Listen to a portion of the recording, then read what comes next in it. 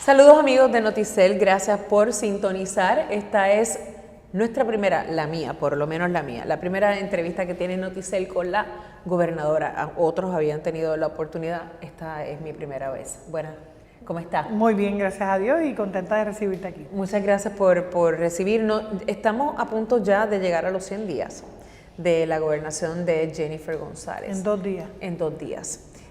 ¿Cómo usted evalúa esos 100 días? Bueno, son 100 días que hemos hecho muchas cosas en distintas áreas. Yo creo que la mayoría de los gobernadores se acostumbra a solamente apagar los fuegos de la cosa momentánea.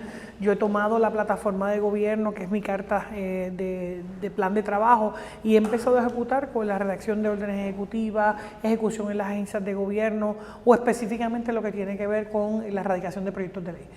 Ya a esta fecha nosotros hemos sobrepasado la cantidad de legislación radicada por un gobernante en los pasados 20 años. Y todas con beneficios contributivos, las que tienen que ver con cambios para la agilidad de las agencias de gobierno, entre otras cosas, servicios a la ciudadanía. Por otra parte, nos hemos encargado de hacer la apuesta de manufactura como una importante para el componente de desarrollo económico. Ya en febrero estábamos expandiendo la huella de Stryker en Puerto Rico, creando empleos en Humacao, Aguadilla y otras fábricas que ya se han anunciado acuerdos y decretos que empiezan a sumar de 100, 80 empleos, ¿verdad?, por cada una de estas nuevas plantas. Pero yo te diría que la mejor muestra son por cada agencia de gobierno. En el componente de seguridad vemos una disminución dramática de los delitos de robo, asalto, asesinato, en comparación, ¿verdad?, con el año pasado a la misma fecha. Mucho tiene que ver con el gabinete que he estado seleccionando. En el caso del superintendente de la policía, ¿verdad?, pasado director del FBI. En el caso de la entrega de títulos de propiedad, más de 300 títulos de propiedad entregados a familias que venían esperando por estos 50 años, 49 años. Yo te diría que el principal reto que ha tenido el gobierno de Puerto Rico en este tiempo ha sido trabajar con la situación energética, que estaba en una peor condición de la que esperábamos, que para eso tuvimos que hacer un comité de trabajo antes de yo juramentar, hacer más de 5 reuniones que produjeron ya 2 leyes, una de cambio en la política energética para poder permitir generación y cambiar a gas natural la operación de la quema de carbón, al igual que las multas que ahora se le permiten imponer a los operadores, porque antes andaban por la libre. Las multas eran tan ridículas que preferían pagar la multa que hacer el trabajo. Ahora nosotros vamos a volver a revisar, se han abierto las competencias para someter propuestas que garanticen nueva generación a Puerto Rico, y el escollo principal ha sido cómo gastamos el dinero federal que tenemos ahí y que por razones de permisos federales y estatales no se había utilizado. Así que en eso, pues las visitas a la capital federal, las reuniones con los jefes de gabinete, con el presidente Trump en ese sentido, para permitir esa agilización. Desde ayer están en Puerto Rico funcionarios del Departamento de Energía Federal, ¿verdad?, buscando cómo agilizar esa interconexión Luma, Genera, Ecoeléctrica, AES, la Autoridad de Energía Eléctrica. La semana pasada tuvimos al director regional de la EPA. Así que si me preguntas a mí específicamente en cada una de las áreas para lograr mayor generación, la economía de hasta 890 millones de dólares en 10 años, con la renegociación y fiscalización de un contrato que ya el gobierno de Puerto Rico tenía con Genera. El que tengamos ahora un portal de adopción de manera digital, ¿verdad?, que eso no se tenía, el reclutamiento de más de 250 trabajadores sociales para atender querellas que llevaban allí, ¿verdad?, por años. El cumplir con la primera parte de las propuestas de reforma contributiva con más de 14 medidas radicadas, ya la mitad de ellas aprobadas en la Cámara el pasado lunes y que están en vías de que el Senado las vea entre hoy y mañana. Yo creo que también el efecto en el Departamento de Educación, que es una de las agencias con mayores retos, nosotros hemos establecido distintos comités de trabajo que han sido puntuales y hemos tenido varias reuniones. Las primeras que tienen que ver con las organizaciones sin fines de lucro, cómo creamos un expediente digital único para niños desde que se les diagnostica con una condición especial hasta su adultez, ¿verdad?, que está ya corriendo y que lo hemos sometido también en términos de proyecto de ley.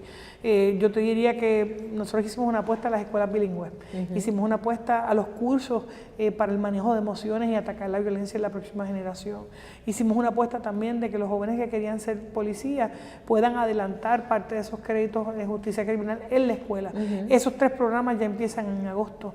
Hace 2 semanas empezó el adiestramiento a trabajadores sociales, consejeros escolares y psicólogos en lo que es la Academia de Apoyo a los Padres para Niños con Condiciones Especiales. Así que son cosas puntuales que ya hemos encaminado. Han logrado avanzar. En la parte de permisos, yo te diría que uno de los mayores avances de estos 100 días ha sido los permisos, ¿verdad? ¿Y cómo lo hemos hecho? Con la erradicación de varias órdenes ejecutivas, hemos permitido sacar proyectos que llevaban durmiendo allí. Por ejemplo, ayer se inauguró una primer hotel, ¿verdad? Condotel en el área de San Juan, que se había anunciado por el gobernador el año pasado y no tenía los permisos. A través de estas órdenes ejecutivas, cayó en uno de los 5.798 permisos adicionales que se le han dado a Puerto Rico a partir de la fecha del lunes, a la misma fecha del año pasado. O sea, tenemos 5.798 permisos más, 200 permisos de proyectos estratégicos identificados que ya se han aprobado. Así que cuando tú vienes a sumar, esto agiliza. Hoy me decían los desarrolladores, si no hubiera sido por las órdenes ejecutivas, todavía estuviéramos esperando permisos para poder construir. Así que, ¿cuál es la meta? Acelerar esa construcción de esos fondos federales que ya están asignados a Puerto Rico, ponerlos a correr y hacer esa verificación por agencia de gobierno. Todo mi gabinete está enfocado y tiene métricas. Aquí todo el mundo tiene que cumplir con esas métricas. Te he dado ejemplos de algunas de estas agencias estatales, pero yo te diría que la apuesta de futuro, la apuesta debe ser manufactura, el hub de carga aérea. Por eso tengo comités de trabajo del sector empresarial farmacéutico, también de constructores, ¿verdad? Que le hemos bajado los requisitos de entrega de documentos a las organizaciones sin fines de lucro. Así que medidas concretas, radicadas, aprobadas en la legislatura, otras en proceso y en la discusión de otras. En esos funcionarios de energía que usted menciona, ¿conocen de su promesa y de su intención de cancelar el contrato de Luma? Sí, todo esto es parte de lo que debe ser la visión para Puerto Rico. Ahora, en este momento, la petición que estoy haciendo a las agencias federales es con relación a la generación. No hay energía que transmitir a través de Luma si no tenemos generación disponible. Así que el enfoque y la ayuda, la asistencia que estamos pidiendo al gobierno federal va específicamente a que nos permitan los permisos de la EPA, a que nos dejen operar los generadores que tenemos de 250 megavatios esperando allí y que expiraban en diciembre para poderlos usar de manera permanente. El que podamos convertir las plantas que queman bunker C a gas natural. El que podamos entrar las plantas que estaban reparándose, que ahora hay que sacarle permisos nuevos. Usted lo que está buscando es activar todos esos mecanismos alternos, fuentes alternas, para entonces poder apagar la luz y prender. Después de Luma. Poder prender Luma. Poder prender la luz. Porque ahora mismo poder apagar Luma y prender la luz. Eso es lo que usted está tenemos buscando. que prender la luz primero, ¿verdad? Porque si no tenemos generación. Claro, por eso son los métodos alternos que le comento. Sí, porque de lo contrario no tenemos más generación. Tenemos 21 unidades generatrices fuera de servicio. Así que una vez tengamos más generación, y eso puede ser a través de Vercasa, a través de las plantas hidroeléctricas, esas son las cosas que estamos pidiendo, a través de la cambio a ciclo combinado, cambio a gas natural, el establecimiento de nuevas fincas de placas solares, el establecimiento de baterías que hicimos con Tesla, el contrato que ahora llegan en verano. Mientras todas estas cosas vayan entrando, nos va a dar una seguridad de generación que va a evitar todos estos apagones, pero la realidad es que hoy en cualquier momento pudiéramos ya tener estos apagones porque estamos bien finitos de se anticipa que verano va a ser bien complicado. Bueno, desde ya. Esto pudiera pasar hoy mismo, ¿verdad? Porque el sistema está tan frágil que cualquier avería puede empezar a hacer relevos de carga. Así que esa es mi mayor preocupación, porque en eso descansan los hospitales, la educación, la economía de Puerto Rico. Una vez nosotros neutralicemos, ¿verdad?, y mitiguemos este gran reto de emergencia energética, entonces vamos a la parte de fiscalización que ya empezó, que tenemos un SAL de energía. Yo prometí la creación de un SAL de energía que se encargará de todo lo energético.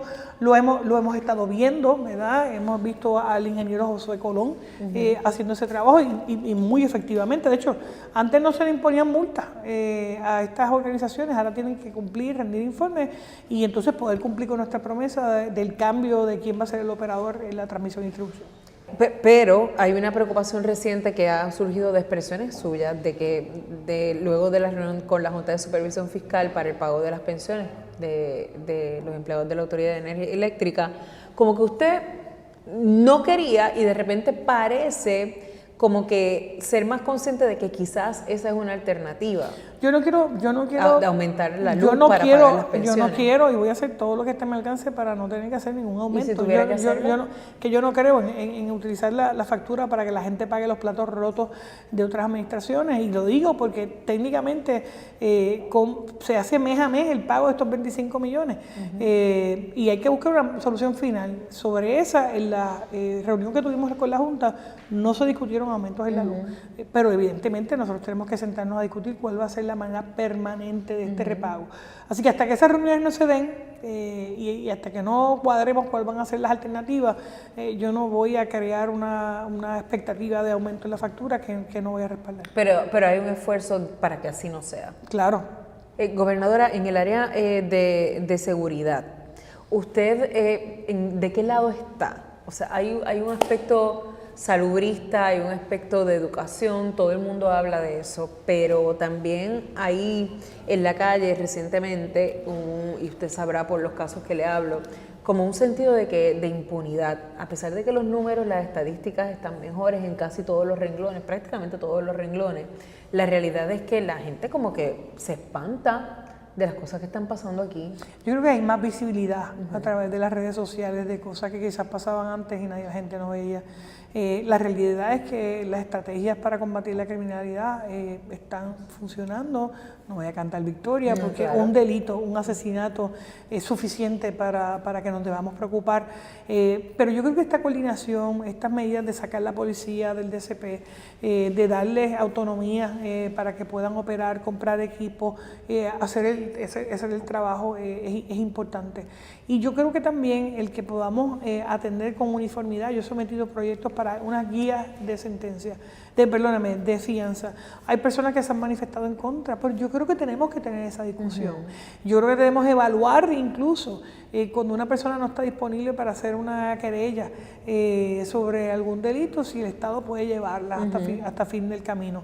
Estas son evaluaciones que van a polarizar y van a tener personas a favor y otras, pero creo que se tienen que discutir. ¿Usted anticipa que habrán cambios? O sea, por ejemplo, en el caso de la señora del Bate, por ejemplo, la secretaria de Justicia personalmente la llamó para tratar de persuadirla de que echa para adelante y no pudo ser. No pudo ser. ¿Usted vislumbra que eso sea una discreción o...? Yo creo que es algo que debemos evaluar. Yo le he pedido a la secretaria que evaluemos, ¿verdad?, qué marco de acción a base de la jurisprudencia, ¿verdad?, vigente podríamos tomar para trabajar con eso y otros casos que van en la misma dirección. Hablando de la secretaria de Justicia, todavía se le está haciendo complicado. O sea, tuvo una vista de nombramiento, le citaron 5 personas, ahora resulta que hay 3 más. ¿Cómo usted ve ese ambiente? Mira, yo creo que uno debe clarificar todas las dudas y la realidad es que la Secretaría de Justicia ha sido una funcionaria pública intachable, de una reputación incólume, que ha trabajado con el crimen organizado, en contra de la violencia doméstica, en casos de menores, con las organizaciones a nivel federal. Y yo no encuentro mejor persona que pueda hacer ese trabajo que la licenciada Janet Parra. Dicho esto, el Senado tiene una jurisdicción para hacer esta evaluación de nombramiento, traer todas las personas que tenga que traer. El caso en el que se hace referencia por parte de un juez, los hechos demuestran otra cosa y eso es lo que se está leyendo en los documentos. Así que yo creo que mientras más claro se dé y se contesten y se analicen a todos los que quieran ir, más limpia sale su imagen. ¿A ustedes no tienen dudas sobre Janet Parra a base de las cosas que han salido nuevas ahora? Ninguna. Aparte de que este fue uno de los nombramientos que más verificamos por la importancia de este cargo, así que yo confío que los senadores podrán emitir su consejo de consentimiento a favor de la nominada. El nombramiento de Ferraioli como secretaria de Estado, ¿fue un nombramiento verificado o fue un nombramiento pues porque ya tenemos una relación y ya te lo ofrecí? Porque esta admisión ayer de parte de ella de que no había radicado esas 2 planillas ha causado un poquito, ¿verdad?, mucha crítica. Estamos en época de llenar planillas, en época contributiva y de repente que la secretaria de Estado, posible gobernadora interina, no la haya llenado. ¿Esa es una explicación que usted le pidió? Mira, la realidad es que aquí ella fue funcionaria federal, tú fuiste funcionaria federal, yo fui funcionaria federal. Cuando uno es funcionario federal, generalmente uno llena solamente la planilla federal y no necesariamente la planilla estatal. Su CPA, en aquel momento, que es distinto al que tiene ahora, determinó que no las tenía que llenar porque su obligación contributiva se llenaba más a nivel federal y la cantidad de ingresos estatales era mínimo en comparación con los federales. Para él ya había rendido. Para efectos de él, ya ella había cumplido con la obligación contributiva con llenar la planilla federal. De hecho, los funcionarios federales llenamos la federal, ¿verdad? Y en algunos casos se llena la estatal. De hecho, a mí me pasó, mi primera recomendación contributiva fue que solamente llenara la federal, porque económicamente era mucho más beneficiosa para el contribuyente. Aún así, habiendo cumplido con esa obligación y habiendo tenido retención de los ingresos y del gobierno estatal, cuando ella vino en conocimiento en noviembre de que su CPA no las había rendido, decidió llenarla y pagar los recargos y los intereses y las penalidades. Así que esto es una opción, ¿verdad?, que el contribuyente tiene para decidir si llena la federal o si llena la estatal. Te lo digo porque en el caso mío también se habló de llenar exclusivamente la federal. Obviamente la llenamos y uno paga doble. Ahora mismo yo tengo que llenar mi planilla federal, recibo 30 euros de la federal y tengo que pagar un montón de la estatal. Lo importante es que en ese caso siempre hubo la retención estatal, siempre hubo la retención federal, se entregó la planilla federal y se pagaron intereses y penalidades en la carga estatal. Pero usted cumplió.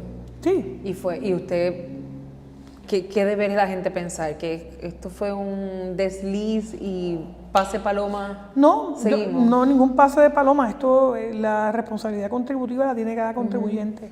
Y ella cumplió, ¿verdad?, con su responsabilidad contributiva, con los recargos, ¿verdad?, y el pago que se hizo previo a cualquier tipo de nominación, porque yo vine a hacerle un ofrecimiento para ser secretaria de Estado literalmente la semana antes de hacerlo público. Así que ella pudo revisar, ¿verdad?, y decidir pagar. Pudo haberse quedado con la planilla federal nada más. Bajo riesgo de que me dé la contestación típica, ¿verdad?, pero se la pregunto de todos modos. La relación con la legislatura, la relación particularmente de Tomás Rivera Schatz, no es una relación, aunque ustedes la pintan, ¿verdad?, como dinámica, etcétera. O sea, hoy, por ejemplo, ese Buenos Días Puerto Rico era dirigido a la secretaria de Estado. Aquí no te vamos a creer el cuento que te creyeron en la Cámara. ¿Y usted no se levanta con esas punzaditas diarias? No, porque yo no tengo tiempo para eso. Yo estoy enfocada en las cosas que tengo que hacer. Y la realidad es que han habido cuestionamientos de jefes de gabinete que al final han sido confirmados por el Senado. Así que yo me oriento en los resultados, en lograr las cosas. Y vuelvo y te digo, la relación entre los líderes del PNP es una donde todo el mundo tiene derecho a opinar, donde todo el mundo tiene derecho a diferir, pero al final del camino tenemos que cumplir con un compromiso programático, que es lo que ha estado ocurriendo. Así que yo no tengo ninguna preocupación con las expresiones que pueda hacer cualquier senador. De hecho, los tengo todos los días de los líderes del Partido Popular que hacen conferencias de prensa a los 5, a los 10 días. Yo soy la primera gobernadora que a los 5 días ya me estaban jugando por los 100 y a los 10 días y después todos los domingos, ¿verdad?, haciendo eso. Y uno no se puede desenfocar, ¿verdad? Uno tiene que hacer el trabajo y al final del camino, cuando tú haces los cuestionamientos y sometes la evidencia, se queda en nada. Así que yo confío plenamente en los documentos, en la capacidad de la licenciada Ferraioli. ¿Qué de todo lo que este gobierno ha avanzado fue cosas que dejó Pierluisi sembrada ahí? Porque había una crítica muy fuerte de que la gente de que el gobierno de Pierluisi era muy lento, que era lento, que no ocurrían las cosas. Usted dijo que iban por mal camino. ¿Le dejó cosas en el pipeline que usted pueda decir, ok? Los mismos fondos federales que yo conseguí como comisionada residente, yo conseguí billones de dólares en fondos federales que no se habían utilizado la mayoría de ellos. Así que lo que yo heredo, lo primero que hago es ponerlos a correr con estas órdenes administrativas que me permiten acelerar el proceso de permisos. Por ejemplo, este proyecto de Luna del Hotel Marriott no se hubiera podido dar, aunque se anunció en el año pasado en agosto, no habían podido empezar la construcción porque no tenían los permisos de construcción o los permisos únicos. Anunciaste en agosto, septiembre, octubre, noviembre, diciembre, enero, febrero, marzo, abril, ¿verdad? 9 meses después, simplemente porque nosotros en febrero radicamos una orden que permitió hacer expedito este proceso. ¿Qué produce eso? Que ellos hace un mes tuvieran estos permisos para poder construir. Otros proyectos no aguantan tanto tiempo y se van. Así que yo te tengo que decir que nosotros hemos puesto, yo he estado dando seguimiento personalmente a las cosas, a los proyectos, tengo métricas, me tienes que decir dónde vamos, ¿verdad? Tienes que cumplir con las cosas programáticas de plataforma y es el seguimiento que uno le da a las cosas. Yo estoy metiendo manos sobre eso. ¿Cómo es usted en ese seguimiento? Diario. ¿Hostigamiento? Hostigamiento. Yo cojo el teléfono, llamo, ¿dónde estamos? Personalmente. Personalmente, en las reuniones de gabinete, en las reuniones de los concilios, en los comités de trabajo, leo los informes, requiero informes semanales de cada una de las agencias de gobierno, dónde estamos, veo algo en los medios, por ejemplo, esta semana hubo una persona que hablaba de que hace 3 meses estaba esperando por una conexión de Luma, hicimos la gestión directamente y ya se le conectó, ¿verdad? Lo vi en las redes, yo creo que uno tiene que tomar acción con las cosas de manera inmediata y yo me mantengo en ese monitoreo, me mantengo trabajando eso y buscando de primera mano. Yo llamo directamente al director ejecutivo de la Junta de Supervisión Fiscal, yo no estoy con cartitas, ¿verdad? Hay unas cosas que se tienen que documentar, pero llamo, levanto el teléfono, lo mismo, he llamado a los bancos directamente, ¿por qué no están prestando, verdad? Dime qué tengo que hacer para facilitar esa inversión a nivel local. Lo mismo con las inversiones que queremos que se hagan en Puerto Rico de manufactura. El secretario de Desarrollo Económico, Inversor de Puerto Rico, yo le digo, tráigalos aquí. Y nos sentamos y se le demuestra, ¿verdad?, lo que se puede hacer. Así que nosotros somos bien agresivos en que tener un gobierno que sea ágil. Para tú dar la agilidad no te puedes sentar a esperar que lleguen las cosas. ¿Y esa ha sido la clave suya hasta el momento? ¿Ser agresiva, hostigadora? Bien agresiva en el seguimiento. El perseguimiento que hablaba la delegación, Pedro Rosselló. La delegación clara de instrucciones, porque si tú no haces una delegación clara, la gente no sabe a quién me toca a mí, a quién le toca. Y yo creo que la gente quiere trabajar, la gente quiere echar esto para adelante, muchas veces necesitan esa guía. Yo le he pedido a mis jefes de agencia que piensen fuera de la caja, ¿verdad? No podemos acostumbrarnos a hacer las cosas como se hacían antes. Ahí hubo un tiempo y yo creo que eso representa mi estilo, ¿verdad?, de trabajo. Yo no me voy a quedar de brazos cruzados, yo estoy ahí, uno tiene que hacer las cosas como si fuera en tu casa. Tú en tu casa no te vas a quedar esperando a ver quién te arregla la bombilla. Tú o la arreglas tú o buscas quién te la arregle. Se queda apagada. Pero eso pasa en el gobierno, no me toca a mí, ¿a quién le toca? Y yo creo que cuando tú delegas esa función, tienes que escoger gente que pueda asumir el liderazgo. Se falló en eso anteriormente. Yo creo que habían otras prioridades, ¿verdad? Yo te estoy diciendo que mi prioridad, y lo dije desde el día 1, va a ser un gobierno de servicio, de agilidad, donde podamos trabajar directamente con la gente, y eso es lo que estamos haciendo. Yo tengo esta persecución personal de que yo temo, literalmente, y usted es madre ahora, yo temo el día que mi hijo me diga, mami, me voy, porque esto no funciona para mí. Y eso lo estamos viendo todos los días. Claro, el principal reto es que nuestros jóvenes consiguen trabajo, y jóvenes y no tan jóvenes, trabajos mejor remunerados afuera, y la interconexión aérea es tan fácil que para ellos es mucho más fácil mudarse. Por eso para mí es tan importante cuál es la apuesta, qué tipo de empleos queremos en Puerto Rico. Por eso yo estoy apostando a la manufactura, que son empleos bien remunerados y que posicionan a Puerto Rico a no depender de exclusivamente fondos federales. Para eso yo tengo que hacer las condiciones de tener escuelas bilingües, que es lo que estamos trabajando, y empiezan en agosto el primer proyecto piloto. El que podamos tener una infraestructura vial, ¿verdad?, que corresponda. Por eso mandamos a hacer proyectos para trabajar con los deslizamientos de Puerto Rico que vienen, ¿verdad?, de décadas. La utilización de fondos federales para proyectos que mejoren nuestra capacidad crítica y que mejoren nuestra calidad de generar ingresos. Cuando tú tienes estas cosas, y como por ejemplo en el caso de los jóvenes, que tengan un incentivo contributivo, que no tengan que pagar contribuciones hasta 29 años para tirarlos a trabajar y hacerle chulos, ¿verdad?, vivir en Puerto Rico, son elementos que debemos seguir considerando. Por eso la apuesta de buscar permisos, de permitir que más gente pueda hacer entrepreneurship en proyectos nuevos, de tecnología, educación virtual, entre muchas otras cosas. Y esa apuesta tiene que sentar las bases para que tengamos empleos bien pagos aquí, que la gente no se nos vaya. Estos 100 días que han tratado de definirla, ¿verdad? A los 5 días me estaban definiendo. A los 5 días trataron de definirla. Y no les queda. Y perdona que te aproveche, pero se pierde la seriedad cuando tú a los 5 días ya dijiste el peor gobierno. Después a los 10 días lo mismo. Y después todos los domingos de enero para acá haces esas conferencias de prensa o tiras memes o coges videos con pietaje viejo de décadas anteriores y ahí tú te das cuenta que no importa lo bien que se estén haciendo las cosas, siempre va a haber el que critica. Por eso ese partido llegó en tercer lugar en la pasada elección. Así que yo estoy enfocada. A mí yo no me dejo llevar ni por los memes, ni por la crítica, ni por la burla. Me dejo llevar por lo que le prometí al pueblo de Puerto Rico. ¿Usted me puede asegurar eso? Sí. Que la burla no le afecta. Mira, a mí no me afecta, pero le afecta porque mucho a veces, otra gente. Oye, porque uno es humano. Claro. Y yo no tengo ni por qué afectarme por usted, pero yo a veces veo cosas que me afectan y yo digo, pero ¿qué es esto? A mí lo que sí me afecta es cuánta gente no sale de su casa por burlas en el trabajo.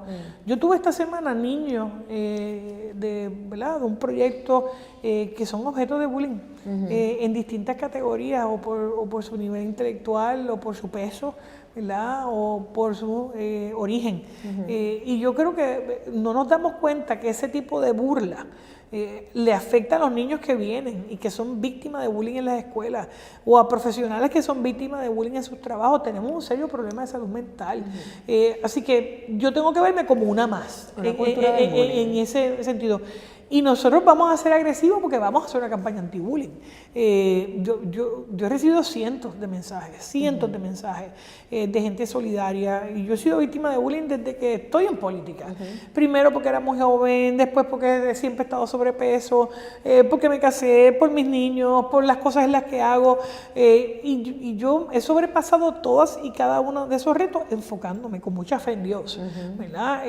Pero la familia de uno se siente, ¿verdad? Mi esposo tiene que ver esas cosas, mis hijos la verán en un futuro, mi familia, mi mamá, mis amigos, pero a mí eso no me tumba, al revés, ahí es que me hago más fuerte, ahí es que double down, ¿verdad? Redoblo la apuesta. Y yo creo que ese es el modelo que yo quiero que más mujeres en Puerto Rico, niñas, vean, que esas cosas no se les puede hacer caso, que uno tiene que enfocarse. Muchas veces ese tipo de bullying viene de la propia mezquindad de la persona que las hace o ha sido víctima de ese bullying y quiere reciprocarlo. Uno no lo puede permitir. Y en el caso mío, yo estoy tan enfocado en lo que tengo que hacer. Yo tengo un privilegio tan grande. Desde donde yo vengo, lograr ser gobernadora de Puerto Rico ante una primaria, ante una elección que todo el mundo daba por sentada que mi partido perdía, y ganarlo y cómodamente, yo tengo que responderle al pueblo. Y por eso he tomado esa plataforma y he tomado tema por tema. Y en 100 días he cumplido gran parte de lo que he prometido, cosas medulares. Hay otras que me van a tomar más tiempo y que vamos a continuar trabajando. ¿Esto es para 8 años? Sí. Esto es para 8 años. Sí. O sea, es Jennifer 2028. Correcto. Jennifer versus Pablo José Hernández. Jennifer versus cualquiera.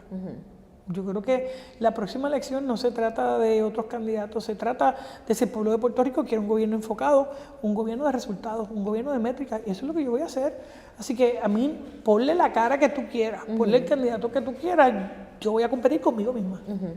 Vivir y trabajar aquí, ¿qué significa? Es un gran reto y una gran oportunidad. Es un gran reto porque las largas son más largas horas, ¿verdad? De la jornada, porque lo tienes aquí mismo. Y el beneficio es que puedes ver a tus niños, en mi caso, con mayor frecuencia. El que mi mamá pues puede cuidarlos, mi suegra también, el que podemos. ¿Su mamá vive aquí? Sí, en algunos días en la semana está aquí y después mi suegra también, ¿verdad? Así que el entorno familiar me ayuda. ¿Y los nenes? Los nenes están corriendo, bueno, no corriendo, gateando, ¿verdad? Son la alegría de esto aquí, y honestamente el verlos en el piso y correr y el sonido de ellos es la satisfacción más grande, y yo creo que también le da vida a un edificio tan viejo. Sí. Así que yo creo que es un privilegio. ¿Sabes que hasta enemigos? El otro día estaba hablando con Carmen Yulín Cruz, que le entrevisté, bueno, enemigos, sí, se puede llamar así, o sea, gente que piensa diferente, vamos. Yo prefiero esa gente que piensa diferente. Yo estaba con ella entrevistándola y ella puede, para ella, usted tiene un montón de cosas que a ella no le agradan, pero me decía, el hecho de que ella esté en Fortaleza, con esos 2 niños, tan pequeño. O sea, esto es quitarse el sombrero. No es fácil. Esto no es fácil. Pero al igual que le pasa a muchas mujeres que tienen que trabajar para poder llevar el sustento a su casa. O sea, mi caso no es distinto en términos del sacrificio personal que uno hace a miles de mujeres que tienen 1, 2, 3 niños, 4 niños, que tienen que trabajar, que tienen que hacer las labores de su casa para poder echar para adelante. Lo único que mi responsabilidad es un poco mayor, ¿verdad? En términos del gobierno de Puerto Rico, pero tengo la misma responsabilidad de mamá que tienen otras mujeres y otros padres en su hogar. Así que yo creo que eso es importante porque es demostrar también que las mujeres podemos y que no tenemos que circunscribirnos, ¿verdad?, a un solo rol. Y en ese sentido yo le agradezco tanto a mi esposo, ¿verdad?, que ambos nos dividimos funciones, ambos nos dividimos tareas y tenemos pues obviamente un núcleo familiar que nos ayuda a poder manejarlo. Para mí no hay más satisfacción más grande que llegar y acostarme al lado de esos nenes. O meterlos en la cama, o embarrarme con ellos cuando están comiendo. Olerlos todo el tiempo, jugar o cantarles o bailar, y quizás por eso la nena tiene la musiquita por dentro, y el nene también, porque los hemos acostumbrado a que cada vez que los veo, como a veces menos el tiempo que puedo, pues lo celebro. Que yo ver los nenes es una celebración, es un baile, es un ritual. Así que cada vez que me ven, pues, ¿qué quieren? ¿Bailar, brincar, saltar? ¿Quién es más pachanguero? Los dos. Yo te diría que la nena es más vocal, pero el nene siempre se está riendo. El nene, ¿verdad? Es que son bellos, tienen unas personalidades distintas los dos. Me llenan a mí de una energía increíble para cumplir con tantas horas. Y es eso, es verlo, ya todo cambia. Tú puedes tener el día más fuerte en términos de horario, de toma de decisión, de elementos difícil, pero llegas y te dicen mamá, y ya o como acaba de pasar cuando bajé, bye bye, pues el mundo cambia. O sea, es como una gasolina. Me dijo, y para terminar, porque sé que estamos cortos, que es para 8 años, pero ¿qué debemos esperar que ocurra de aquí a 4? Yo voy a cumplir con todos los compromisos programáticos que están en mi plataforma. Esa es mi carta de trabajo, esa fue mi oferta al pueblo de Puerto Rico y ese es el manual que yo estoy utilizando y que cada jefe de agencia está utilizando, que la legislatura está utilizando para cumplir todo lo que le prometimos al pueblo de Puerto Rico. ¿Por qué era necesario? ¿Por qué es necesario el proyecto de libertad religiosa que todavía hay tanta gente que no entiende? Porque yo personalmente le confieso, gobernadora, que yo entiendo que aquí no hay un problema de libertad religiosa. Hay un Estado de Derecho, hubo pleitos. Y hay gente que lo que dice que ustedes están respondiendo a al voto que le dio el pueblo conservador.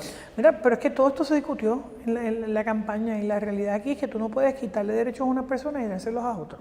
Tiene que haber un ambiente de equidad. Y en ese sentido ha habido jurisprudencia a nivel federal que ha otorgado esa nivelación de derechos ciudadanos y no la imposición, ¿verdad?, de unas cargas o unos requisitos a unas determinadas personas por su identidad religiosa. Así que en ese sentido el proyecto cumple lo que es la normativa jurisprudencial, ¿verdad?, a nivel federal. Pero no se necesitaba. Establece el marco de derecho local porque han habido decisiones en el pasado de órdenes ejecutivas y de otro tipo de legislación que pudieran poner esas cosas en riesgo. Así que yo honestamente pienso que la gente no se debe preocupar. Aquí no se le va a negar ningún servicio a nadie. Ningún servicio a nadie. El gobierno de Puerto Rico tiene que velar por el cumplimiento de todos los seres humanos, independientemente cuál es su sexo, cuál es su afiliación política, su preferencia sexual, o incluso su afiliación apariencia, su afiliación religiosa. Así que a mí no me preocupa, yo voy a ser la gobernadora de todos los puertorriqueños. Creamos unas oficinas aquí de base de fe y otras de base comunitaria, de organizaciones sin fines de lucro, entre los que están múltiples organizaciones que dan servicio a distintos grupos de la comunidad. Mi plataforma es bien clara sobre eso y nosotros la vamos a honrar. Gracias, gobernadora. Gracias a ti por la oportunidad. Gracias por traernos aquí a abrirnos las puertas de la fortaleza a casi 100 días de su mandato. Vamos a volver, si Dios permite, a darle seguimiento a todas esas promesas. Es debidamente invitada. Gracias. Y para toda la gente que se pregunta por qué ambas estamos de verde, no nos pusimos de acuerdo y no somos las Chantel. Gracias. Gracias a ustedes por su sintonía. Hasta la próxima.